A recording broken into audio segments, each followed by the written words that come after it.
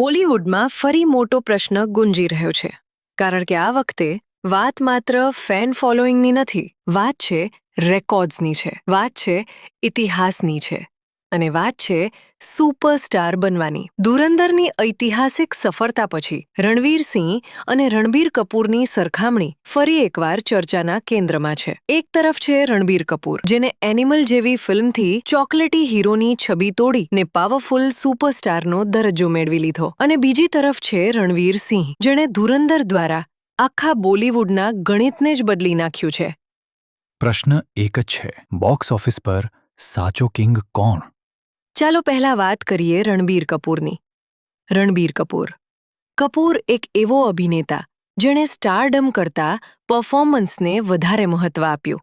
Rockstar, barfi, Sanju, યે જવાની હૈ દીવાની જેવી ફિલ્મો દ્વારા તેણે ક્લાસ અને માસ બંને પ્રેક્ષકોમાં પોતાની મજબૂત ઓળખ બનાવી.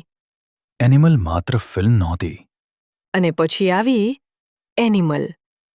એનિમલ માત્ર ફિલ્મ નહોતી, એ રણબીર કપૂરની ઇમેજ રીબૂટ હતી.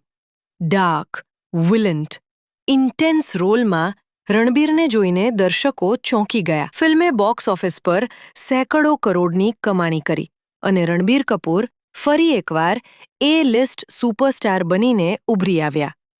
પણ હવે નજર ફેરવીએ રણવીર સિંહ તરફ.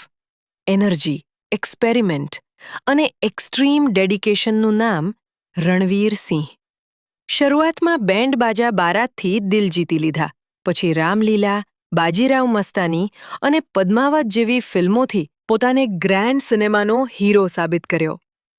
પણ જે કામ ધુરંધરે કર્યો, એ બોલિવૂડના ઇતિહાસમાં બહુ ઓછા કલાકારો કરી શક્યા છે. ધુરંધર આજે માત્ર એક બ્લોકબસ્ટર નથી, એ હવે હિન્દી સિનેમાની સૌથી મોટી ફિલ્મ બની ગઈ છે. પુષ્પા 2 જેવા મેગા રેકોર્ડને પાછળ છોડીને ધુરંધરે દેશ-વિદેશમાં બોક્સ ઓફિસ પર તોફાન મચાવી દીધું. 1000 કરોડથી વધુની વર્લ્ડ વાઇડ કમાણી, અને એ પણ એક હિન્દી ફિલ્મ માટે. આવતી ફિલ્મમાં કોણ મારશે છક્કો અને કોણ રહેશે નોટ આઉટ, એ તો સમય જ બતાવશે.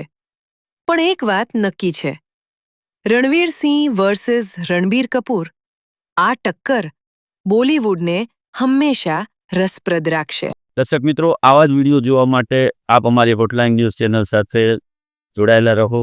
અમારી ચેનલને લાઇક કરો, શેર કરો અને સબસ્ક્રાઇબ કરો.